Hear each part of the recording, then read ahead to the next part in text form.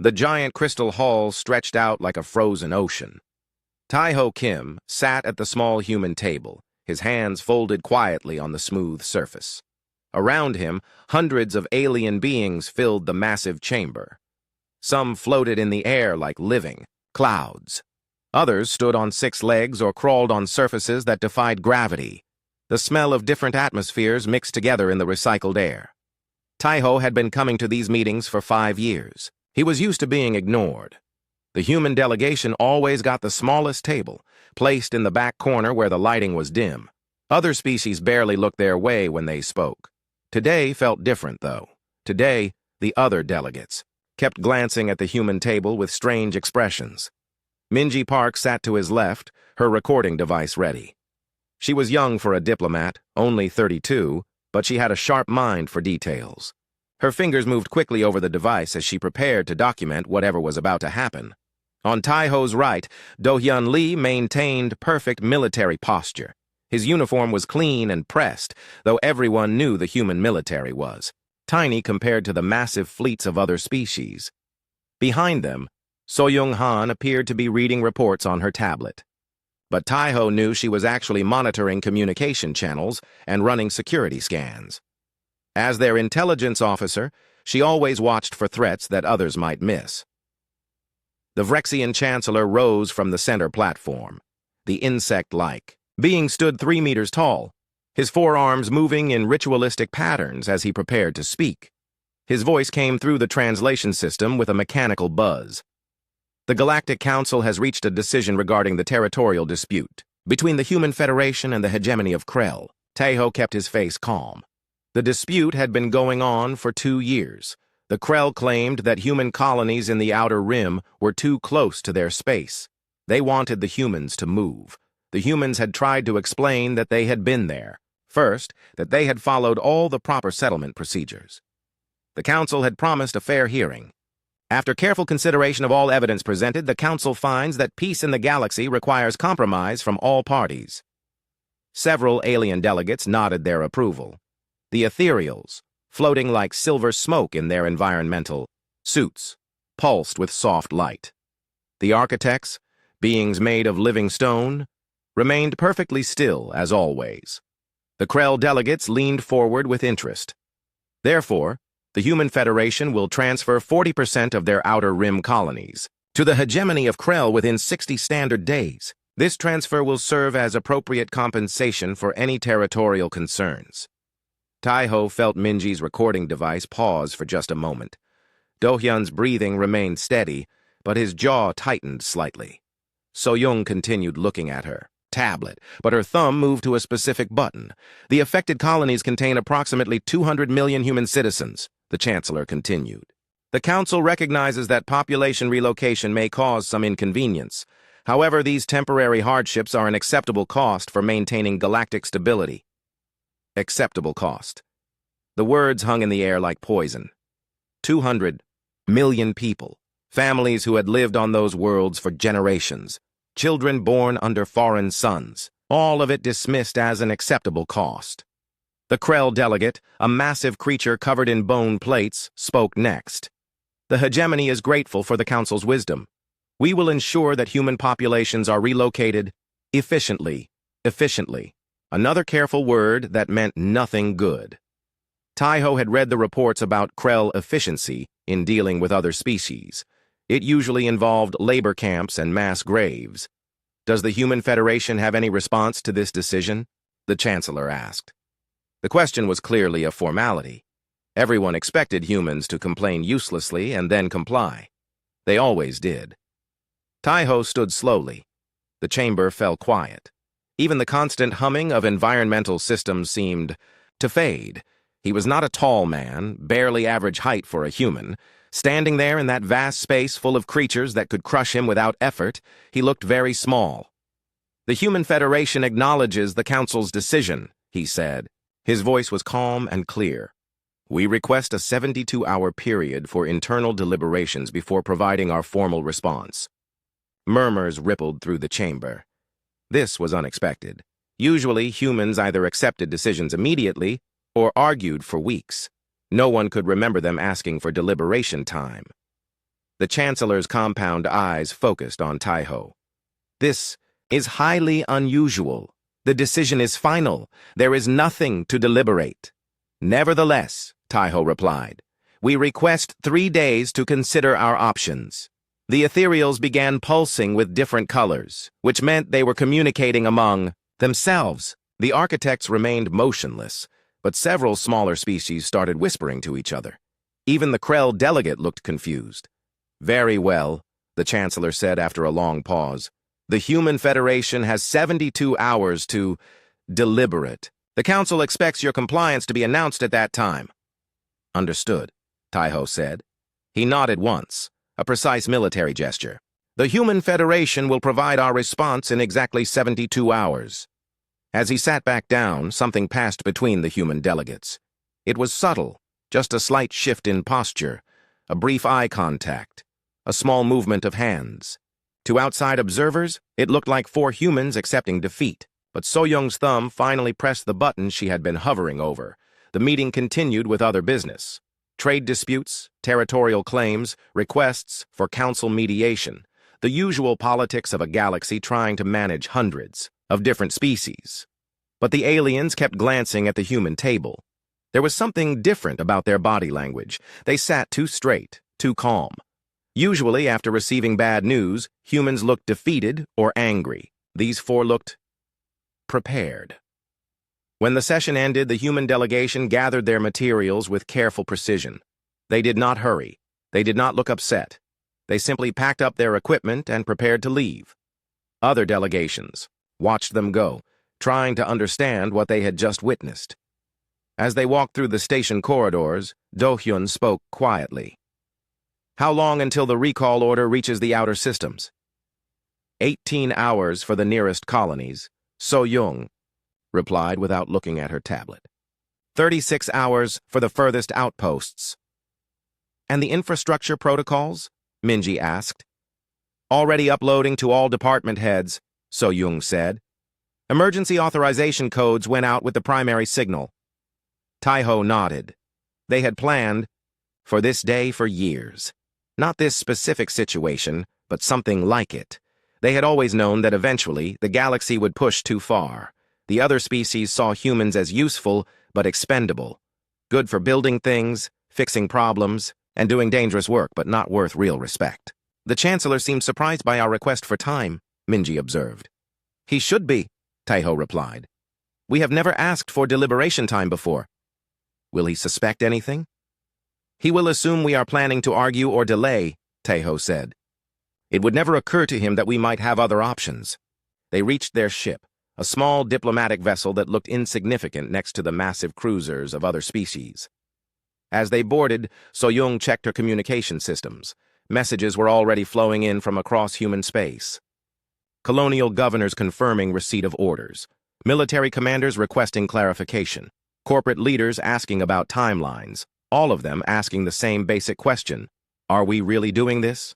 "Send confirmation to all stations," Taiho said as they settled into their seats. "Operation Silent Departure is authorized. All human assets are to be withdrawn from Council space within 72 hours. "What about our people who won't make it out in time?" Do-hyun asked. "There won't be any," So-Young said with quiet confidence. "We have been running evacuation drills for 3 years. Every human in Council space can be on a ship in 60 hours if necessary." "And the infrastructure?" "Automated shutdown sequences are already running," Minji said, reading from her screen. "Every human-built system in the galaxy is receiving deactivation codes." As their ship pulled away from the station, Taiho looked back at the crystal structure that housed the Galactic Council. For 300 years, humans had been part of this community. They had built, served, fought, and died for species that saw them as disposable. In 72 hours, those species would learn what the galaxy looked like without humans in it. But first, they had to get everyone home. Jinwoo Choi stood in the main control room of Kepler Station, watching numbers scroll across his screens. Each number represented a human life leaving the station. Engineers, doctors, teachers, maintenance workers, all of them quietly packing their belongings and heading to the transport bays. The station was huge, a massive ring of metal and crystal that spun slowly in space, 5 million beings lived and worked here, and humans made up about 60% of the population. They ran the power systems, managed the environmental controls, and maintained the complex computer networks that kept everything working. Status. Report, Jinwoo said to his assistant, a young woman named Hyejin. Section 7 evacuation is 90% complete, she replied, reading from her tablet. Sections 3 and 12 are at 85%. The transport ships are running, on schedule. Through the viewing window, Jinwoo could see the evacuation in progress. Human families walked calmly toward the docking bays, carrying small bags of personal items. They were not running or panicking. They moved with the quiet efficiency that had made them valuable to the galaxy for 3 centuries. The alien supervisors barely noticed what was happening. To them, humans all looked similar and were easily replaced. When asked, the humans simply said they were being temporarily reassigned to other duties. Most aliens accepted this explanation without question. Raskth, a Vrexian administrator, approached Jinwoo's station. The insect being clicked his mandibles in what humans had learned was a gesture of mild annoyance. The atmospheric processing systems in Section 12 are showing irregular readings, Raskth said through his translator. Have your maintenance teams investigate immediately. I am afraid there might be a delay, Jinwoo replied politely. We are in the middle of a staff rotation.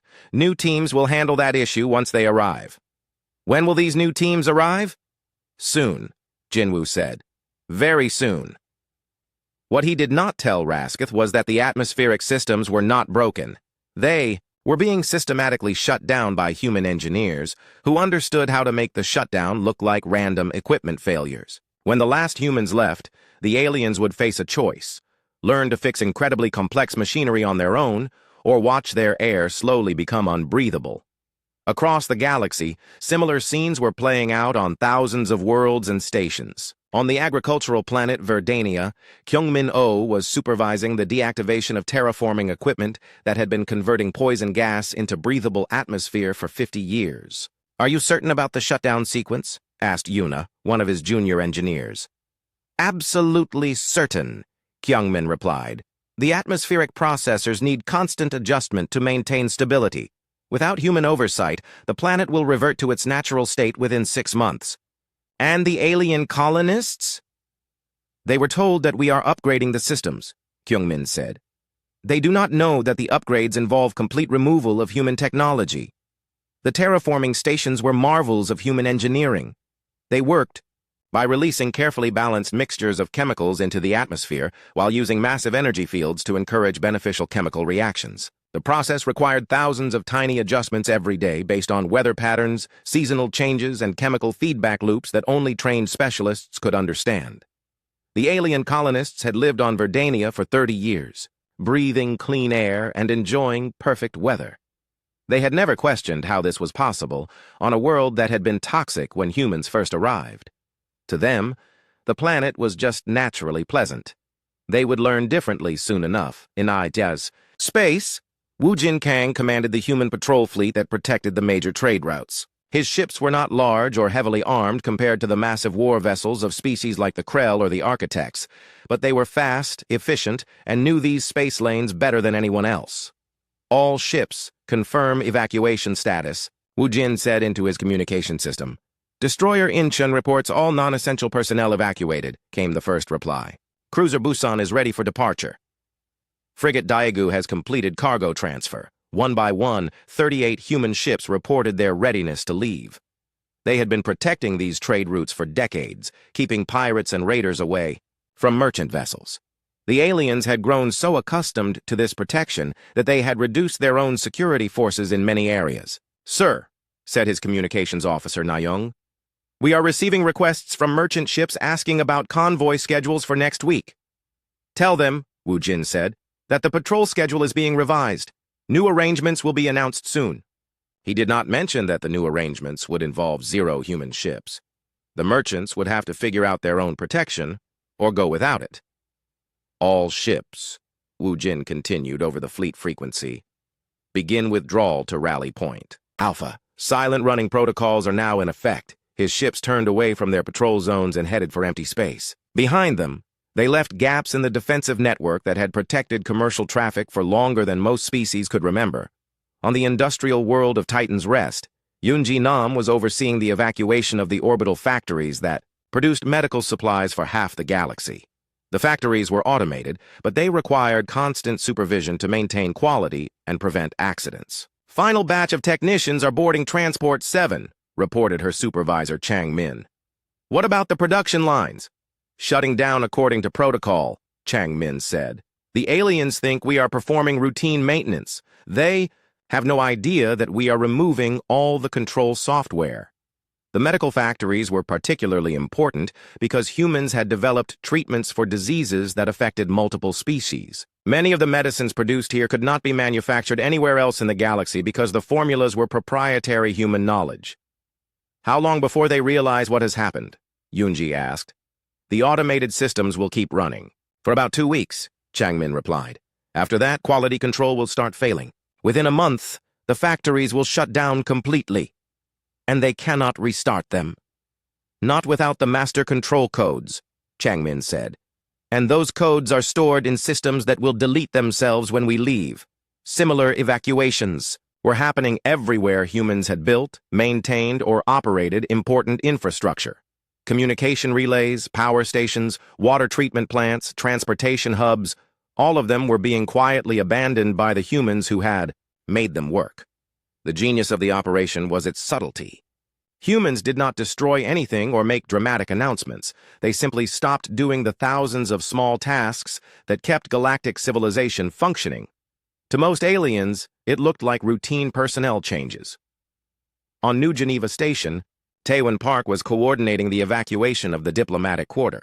Human ambassadors, trade representatives, and cultural attachés were all heading home. They carried with them years of institutional knowledge about how to navigate the complex relationships between different species. "The ethereals are asking why Ambassador Sung is leaving early," Taewon's assistant reported. "Tell them she has been called back for consultations," Taewon replied. "Standard diplomatic procedure. And the Krell trade negotiator who wants to meet with Director Kim next week? Tell him the meeting has been postponed indefinitely due to scheduling conflicts." What the aliens did not understand was that humans had become the unofficial mediators for much of galactic politics. When species had disputes, they often asked humans to help find solutions. Human diplomats were seen as neutral and practical, able to find compromises that worked for everyone. Without human mediation, many of these relationships would probably collapse into arguments or worse. As the evacuation continued, reports flowed back to the coordination centers. So Jung-han, now aboard the flagship heading back to human space, monitored the communications traffic. "Evacuation is 92% complete," she reported to Ambassador Tai-ho. "All essential personnel will be clear within 18 hours. Any problems?" "A few minor delays," So-young said. "Some aliens are starting to ask questions about why so many humans are leaving at the same time, but our cover stories are holding up." "What about the infrastructure shutdowns?" "Proceeding on schedule," So-young replied. "The automated systems will maintain basic functions for a few days or weeks, depending on the complexity. After that," she shrugged. "After that, they will learn what we actually do for them," Tai-ho said. The human fleet was growing larger as ships from across the galaxy joined the exodus. Transport vessels, cargo haulers, research ships, patrol boats, all of them heading away from Council space and toward the hidden human colonies that existed beyond the galactic rim. In the Galactic Council chambers, Chancellor Vrex was dealing with routine business. The human ultimatum would expire in 36 hours, and he expected them to announce their compliance then. After all, what choice did they have? He had no idea that at that very moment, the last human engineer was leaving Kepler Station, taking with her the access codes that kept the station's fusion reactors stable. The galaxy was about to discover what 3 centuries of quiet human competence had really been worth. Hyun-woo Seo sat in the communications center of the hidden monitoring station, watching the galaxy tear itself apart one distress call at a time. The station was built inside a hollowed-out asteroid in the Void Nebula, invisible to most sensors and officially non-existent. "Priority message coming in from Kepler Station," his assistant Ji-won reported. Multiple system failures reported. What kind of failures? Hyun-woo asked, though he already knew the answer. Artificial gravity fluctuations in sections 7 through 12. Atmospheric processing irregular in the commercial district. And... Ji-won paused, reading the transmission. 3 separate requests for immediate human engineering support. Hyun-woo marked another entry on his tracking board. It had been 6 weeks since the evacuation, and the problems were starting to cascade exactly as predicted. Any response from local authorities? They are trying to fix the gravity generators themselves, Ji-won said. The Vrexian administrator sent a message saying that human equipment must be defective if it breaks down so quickly. How many casualties so far? 17 beings injured when gravity failed in the shopping district. The artificial gravity system requires recalibration every 48 hours, but they do not know that. Across the galaxy, the hidden human monitoring stations were recording similar reports. The infrastructure that had seemed so stable was revealing its true complexity. Machines that aliens had assumed were simple were actually marvels of engineering that required constant attention. On Verdania, the terraforming disaster was unfolding more slowly, but with deadlier consequences. Sumin Yu watched the atmospheric readings from her position on New Sol, the secret human capital established beyond the galactic rim. Oxygen levels down another 2%, she reported to the environmental monitoring team. Carbon dioxide is rising faster than expected. How long until the atmosphere becomes dangerous? Asked Director Min. At current rates, 90 to 1, 120 days before serious health effects begin, Sumin replied. The alien colonists still do not understand what is happening. The terraforming systems had been designed with multiple backup protocols and safety margins. Even without human maintenance, they would continue working for months before finally failing. But when they failed, they would fail completely and catastrophically. Are they making any attempts to fix the systems? Director Min asked. They have sent several technical teams to examine the processing plants, Sumin said. But the technology is too advanced for them to understand. One team actually made the situation worse by trying to optimize the chemical mixture. Worse, how? They reduced the output of neutralizing compounds by 30%, Sumin explained. They thought they were improving efficiency. Instead, they accelerated the atmospheric degradation. The Verdania colonists had lived with clean air for so long that they had forgotten their planet was naturally toxic. They assumed the sweet-smelling atmosphere was normal, not the result of massive technological intervention. Even as the air quality declined, many of them insisted it was just a temporary weather pattern. In space, the collapse of the patrol system was having immediate and violent consequences. Tae-young Lim tracked pirate activity from his analysis center on the research vessel Silent Observer. Raider attacks up 400% in the Centauri trade corridor, he reported to Captain Da-yoon. Merchant vessels are requesting emergency escorts, but there are no patrol ships in the area. What about the species-owned security forces? The Ethereals have 3 ships in that entire sector, Tae-young said. The Architects have 2. The Krell have none because they assumed human patrols would handle security. So now the merchants are traveling unprotected? Many of them are refusing to travel at all, Tae-young replied. Trade volume is down 60% in the major corridors. Some routes have been completely abandoned. The pirate problem was getting worse because the criminals had quickly realized that human ships were gone. For decades, pirates had avoided certain areas because they knew human patrol vessels would respond rapidly to any attacks. Now those same areas were undefended, and every criminal organization in the galaxy was taking advantage. Any casualties? Captain Da-yoon asked. Significant, Tae-young said grimly. 15 merchant vessels destroyed or captured in the last week alone. The pirates are getting bolder because they know no one is coming to help. The economic impact was spreading rapidly. Worlds that depended on trade were starting to run short of essential supplies. The complex web of interstellar commerce that had developed over centuries was collapsing because no one could guarantee safe passage for merchant ships. Meanwhile, the hegemony of Krell was discovering that conquering human colonies was not as profitable as they had expected. War Master Cleth stood in the command center of the occupation force, staring at reports that made no sense. The human settlements are completely empty, reported his intelligence officer. Not just of people, of everything useful. Explain. Every piece of technology, every database, every manufacturing tool has been removed or destroyed. The colonies exist, but they are just empty buildings and bare land. Cleth's bone plates shifted with frustration. What about the orbital facilities? Same situation. The space stations are structurally intact but completely gutted. No computers, no machinery, no supplies. It is like the humans took everything that made the colonies valuable. How is this possible? Our intelligence said these were wealthy, productive worlds. They were, the intelligence officer replied. But apparently all the wealth was in human knowledge and technology, not in the worlds themselves. The Krell had expected to inherit functioning colonies with established industries and infrastructure. Instead, they found empty shells that would require massive investment to make useful. They had gained territory but lost the economic benefits that made territory worth having. As the weeks passed, the problems multiplied and interacted with each other in unexpected ways. The failure of communication networks meant that species could not coordinate responses to the various crises. The breakdown of trade routes made it impossible to ship repair equipment to where it was needed. The lack of human mediation meant that disputes over resources quickly escalated into conflicts. Chancellor Vrex found himself dealing with increasingly desperate requests for help.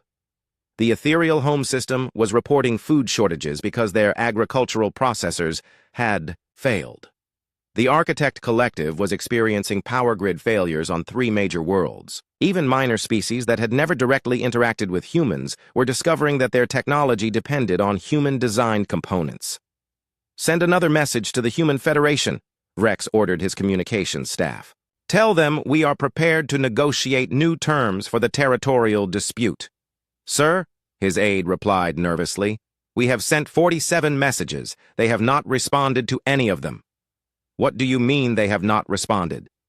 The messages are being received, the aide explained. Our communication systems confirm delivery, but we get no reply. It is as if they are simply ignoring us. Rex's mandibles clicked with agitation. In the history of the Galactic Council, no species had ever simply ignored official communications. Even during wars, diplomatic channels remained open. But the humans seemed to have vanished completely from galactic affairs. What about our intelligence networks? Can we locate their leadership? We have tried, the aide said. But it appears that every human in Council space has left. Our operatives cannot find any human officials, diplomats, or citizens anywhere within our territory. That is impossible. There were millions of humans throughout the galaxy. Yes, sir, there were. Now there are none. The situation was unprecedented. Species had withdrawn from conflicts before, but never so completely and never so silently. The Yaba humans had not declared war or announced their intentions. They had simply stopped participating in galactic civilization. On New Sol, Ambassador Taiho reviewed the intelligence reports with grim satisfaction. The human withdrawal was working, exactly as planned, but even he was surprised by how quickly things were falling apart. The cascade effects are happening faster than our worst-case projections, Minji reported. We estimated 6 months for major infrastructure failures. We are seeing them in 6 weeks. Why so fast? Interdependence, Minji explained. Everything connects to everything else. When the communication networks started failing, it prevented repair teams from coordinating. When the patrol ships left, it disrupted supply chains for repair equipment. Each failure makes the other failures worse. Doyen looked up from his military reports. The security situation is deteriorating rapidly. 3 minor conflicts have started between species arguing over access to resources. Without human peacekeepers to mediate, they are solving disputes with violence. Casualties? Taiho asked. Rising daily? The Galactic Council cannot deploy effective peacekeeping forces because their logistics networks have collapsed. So Jung entered the briefing room with fresh intelligence data. The Council has declared a state of emergency. They are trying to recruit other species to take over human roles, but no one has the necessary expertise. What about the architects? They are supposed to be master engineers. Their engineering is based on completely different principles, So-Young explained. Chancellor Vrex stood before the emergency session of the Galactic Council, his exoskeleton showing stress fractures that had appeared over the past month. The great crystal chamber was only half full. Many species could no longer afford to send representatives because their economies had collapsed. The situation has become critical, Vrex announced, his voice carrying undertones of desperation that the translation systems faithfully reproduced. We face cascading failures across all sectors of galactic civilization. From his hidden observation post, Jamin Park watched the proceedings through intercepted feeds. New Sol's intelligence network had grown sophisticated during the months of isolation, and they could monitor council activities without being detected. "Look at them," Jamin murmured to his partner Su-Yung, who was recording the session for analysis. 3 months ago, they were the masters of the galaxy. Now they can barely keep their own worlds functioning. On the main screen, the ethereal representative floated in an environmental suit that looked makeshift and poorly maintained. "The ethereal collective requests immediate assistance." The being pulsed in colors that translated to panic. "Our food production systems have failed completely. Billions of our people face starvation within 60 days. The ethereals had always been proud of their advanced biotechnology, but their food systems depended on atmospheric processors originally designed by humans. Without constant adjustment, the delicate chemical balances had collapsed, and their organic food factories were dying." "What about emergency reserves?" asked the architect representative, a being of living stone whose usual perfect composure showed cracks of worry. "Exhausted," the ethereal replied. "We never needed large reserves because our production was so reliable. Now our people are dying, and we have no way to feed them." Vrex turned to the military reports. "The security situation continues to deteriorate. Admiral Thoss, please provide an update." The Krell Admiral's bone plates were dull with fatigue. "Pirate activity has increased by 800%. We have lost control of the major shipping lanes. 17 worlds have been completely cut off from galactic commerce." "What about our patrol fleets?" "Ineffective," Admiral Thoss admitted. "Without human-maintained logistics networks, our ships cannot refuel or resupply efficiently. Most of our fleet is grounded for maintenance we cannot perform." From another monitoring station on the research vessel Silent Observer, Dayun Kim documented the collapse with scientific precision. Her reports painted a picture of a civilization in free fall. "Infrastructure failure rate is accelerating," she noted in her daily summary. 70% of major industrial facilities are now offline. Communication between systems is sporadic, at best. 3 minor species have completely lost contact with the outside galaxy. The numbers were staggering. The galactic economy, built over centuries of cooperation, was disintegrating in months. But the most devastating failures were the subtle ones that the aliens did not yet understand. On Verdania, the atmospheric crisis had finally become impossible to ignore. The colonial administrator, a Vrexian named Kesseth, stood in the emergency command center wearing a breathing mask as toxic fumes leaked through the failing environmental systems. "How long do we have?" Kesseth asked the emergency response team. 14 days before the atmosphere becomes lethal," replied the chief scientist, a member of the Architect Collective. "Maybe less if the degradation continues to accelerate." "Can we evacuate the population?" "With what ships?" the scientist asked. "The transport vessels that brought supplies here cannot make the return journey because the refueling stations are offline." The terraforming equipment was not just shutting down, it was failing in ways that made the situation worse than before humans had arrived. Chemical reactions that had been carefully balanced for decades were now running wild, creating toxic compounds that had never existed in the planet's natural atmosphere. "What about emergency repairs?" "We have tried," the scientist said helplessly. "But the human systems are too complex. Every time we attempt to fix one component, we break 3 others. We are making the situation worse, not better." Meanwhile, the hegemony of Krell was discovering that their territorial gains were worthless. War Master Kleth reviewed occupation reports with growing anger. "Explain to me again why these colonies are losing us money," he demanded of his economic advisor. "The infrastructure is completely dependent on human expertise," the advisor replied nervously. "We gained the physical territory, but none of the knowledge needed to make it productive. What about the mining operations?" "The extractors require constant recalibration. Without human technicians, they keep breaking down." We have spent more on repair attempts than we have extracted in resources. The agricultural worlds? Worse. The soil treatment systems have failed, and the crops are dying. We may have to abandon those colonies entirely. Cleth's bone plates shifted with rage. We conquered 15 star systems and gained nothing? Worse than nothing, the advisor said quietly. The occupation is draining resources from our core worlds. We are weaker now than before the conquest. The problem was replicated across the galaxy. Infrastructure that had seemed robust and reliable was revealing itself to be incredibly fragile without proper maintenance. Worse, the knowledge needed to maintain it existed only in human minds that were no longer available. Yejin Li, analyzing economic data from her position on New Seoul, documented the collapse with growing amazement.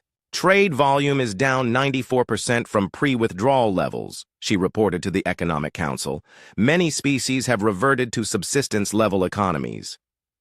What about technology transfer? Asked Economic Director Park. Are any species successfully reverse engineering human systems? Some attempts, Yejin replied. But the technology is too advanced.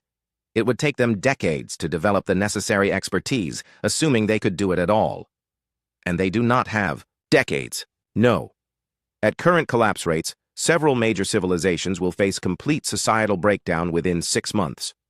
The most critical failure was the Galactic Communication Network. The massive relay stations that allowed instant communication across thousands of light years were going dark one by one. Engineer Min Junho had designed many of those systems, and he watched their failure from his new laboratory on New Seoul. The relay in the Capella system just went offline, his assistant reported. That cuts communication to the entire outer spiral arm. Cascade failure? Junho asked. Yes. Without the Capella relay, the neighboring stations are trying to handle traffic they were not designed for. They will overload within days. The communication network had been humanity's greatest contribution to galactic civilization. It allowed species separated by vast distances to coordinate trade, diplomacy, and defense. Without it, the galaxy was fragmenting into isolated pockets that could not help each other.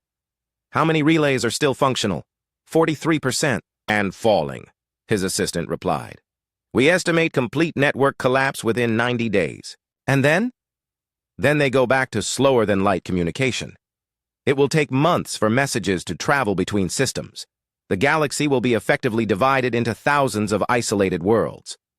Back in the council chamber, Chancellor Vrex was receiving reports that grew worse by the hour. The ethereal representative was now openly begging for assistance. Please! The being pulsed in desperate colors. We need human technicians to restart our food production. We will pay any price, agree to any terms. We cannot provide what we do not have, Vrex replied. The humans have vanished completely. We cannot even locate their government to negotiate. Then find them, the ethereal demanded. Send exploration fleets. Search every system. With what ships? Admiral Thoss interjected. Half our fleet is grounded for maintenance. The other half cannot navigate reliably because the stellar navigation network has failed. The stellar navigation system was another human innovation that other species had taken for granted. Precise beacons placed throughout the galaxy allowed ships to calculate their positions accurately across vast distances. With those beacons failing, space travel was becoming dangerous and unreliable. What about our intelligence services? Vrex asked desperately. They report no trace of human activity in any known system, replied Intelligence Director Voss. It is as if the entire species has simply disappeared. They cannot have disappeared, Vrex insisted. 2 billion humans do not just vanish. Nevertheless, Voss said, we cannot find them. What the Council did not know was that human intelligence had spent decades preparing for this possibility. Hidden colonies existed in systems that were not on any galactic charts. Supply caches were scattered throughout unexplored regions. The entire human civilization had essentially gone underground, maintaining complete operational security while the galaxy collapsed around them. On New Seoul, Ambassador Taiho reviewed the daily intelligence reports with his senior staff. The magnitude of the collapse was greater than anyone had predicted. 3 species have formally requested readmission to pre-withdrawal status, Minji reported. They are offering significant territorial concessions in exchange for the return of human technical support. And the others? Too proud to admit they need us, Minji said. But their situations are becoming desperate. 1 year after the withdrawal, Ambassador Taiho Kim walked through the corridors of Unity Station, humanity's new diplomatic center. The station floated in human space, far from the chaos that had consumed the galaxy. Unlike the crumbling infrastructure of Council space, everything here worked perfectly. The alien delegates who had requested this meeting looked very different from the proud representatives he remembered from a year ago. Their environmental suits were patched and worn. Their expensive diplomatic accessories had been replaced with simple, functional equipment. Most telling of all, they waited patiently in the reception area instead of demanding immediate attention. Chancellor Vrex entered the conference room first, his exoskeleton now held together with visible repair work. Behind him came representatives from 8 major species and 12 minor ones. They were the survivors, the species whose civilizations had not completely collapsed during the year of human absence. Ambassador Kim, Vrex said, his translator, carrying tones of humility that would have been unthinkable a year ago. Thank you for agreeing to meet with us. Taiho nodded politely and took his seat at the head of the conference table. The symbolism was not lost on anyone present. A year ago, humans had sat in the back corner of galactic meetings. Today, the ACE galaxy came to them, Gayung. Now Secretary of Galactic Affairs, sat to Taiho's right. She had prepared extensive documentation of humanity's terms for renewed cooperation. To his left sat Songhwan Nam, representing the Human Engineering Corps, and In-Yong Choi, head of Colonial Expansion. We understand, Vrex continued, that the Human Federation might be willing to consider resuming certain cooperative arrangements. We are always interested in mutually beneficial relationships, Taiho replied carefully. What did you have in mind? The ethereal representative floated forward, its environmental suit jury-rigged with human-made components that had probably been salvaged from abandoned stations. The ethereal collective urgently requires assistance with food production systems. Our population has declined by 30% due to starvation. That is unfortunate, Gayung said, consulting her notes. Our agricultural specialists could potentially provide assistance. However, such cooperation would require formal agreements ensuring the safety and sovereignty of human personnel. What kind of agreements? The ethereal asked desperately. Full diplomatic immunity for human staff, guaranteed access to all facilities, recognition of human intellectual property rights, and, of course, appropriate compensation for our services. The terms were far more demanding than anything humans had requested in the past. A year ago, the aliens would have laughed at such proposals. Today, they listened with careful attention. What about infrastructure restoration? Asked the architect, representative, whose stone-like body showed stress fractures that spoke to months of crisis management. Our power grids remain unstable. Xionghuan leaned forward. The Human Engineering Corps has developed new protocols for infrastructure management. We can restore functionality to your systems, but only under our direct supervision. Meaning, human engineers will control all critical infrastructure, Xionghuan explained. We learned from past experience that shared management leads to dangerous compromises in system integrity. It was a polite way of saying that aliens could no longer be trusted with advanced technology. The failures of the past year had proven that only humans truly understood the systems they had built. Admiral Thoss of the Krell spoke next, his bone plates dulled by fatigue and poor nutrition. The hegemony requests assistance with fleet logistics. Our military capacity has been severely compromised. Do Hyun, who had been listening quietly, responded with military precision. Human protection services are available through mutual defense agreements. However, such agreements require full integration of human command structures into your military hierarchy.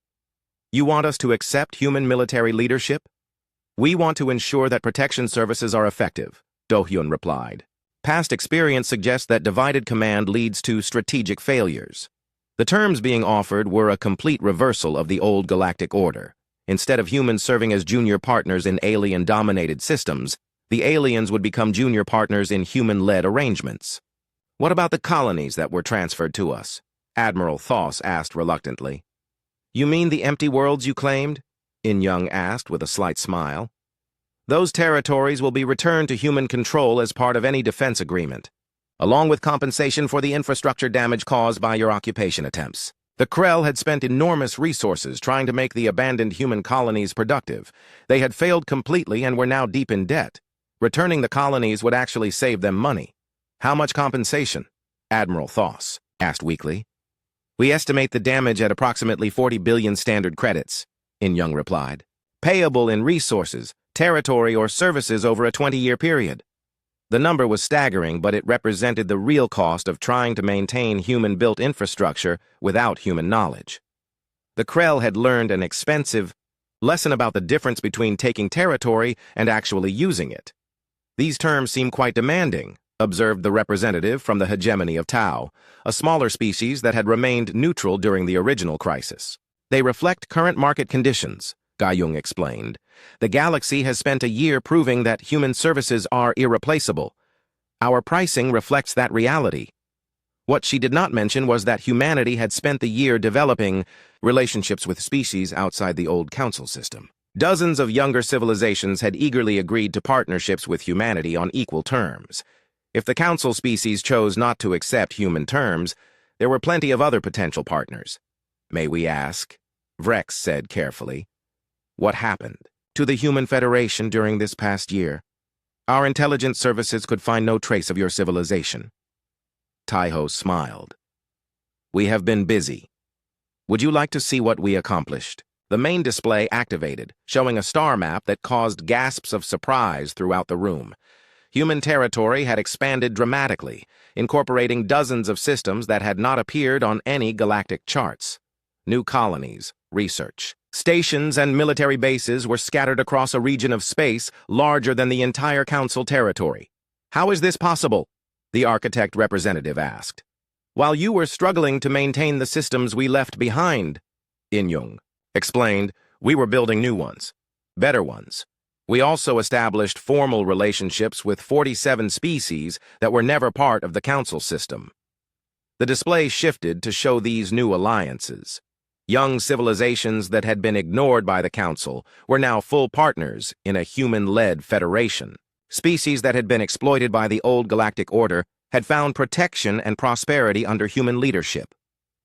These new partners, Taiho continued, have agreed to very reasonable terms for cooperation. They provide resources and labor. While we provide technology and protection, everyone benefits. What about us? The ethereal representative asked. What happens to the species that were part of the old council? That depends on your choices, Ga-Jung replied.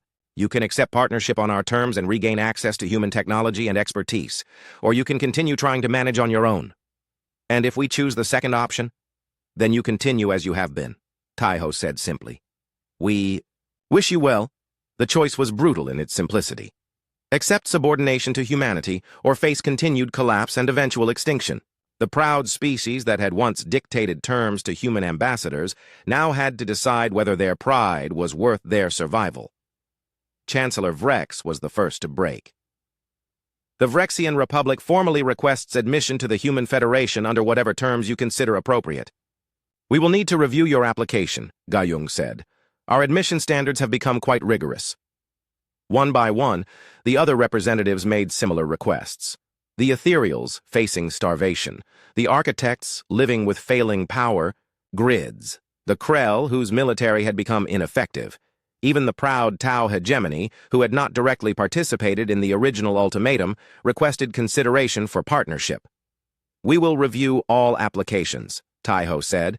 Those that meet our standards will be invited to begin integration protocols. What about those that do not meet your standards? Vrex asked nervously.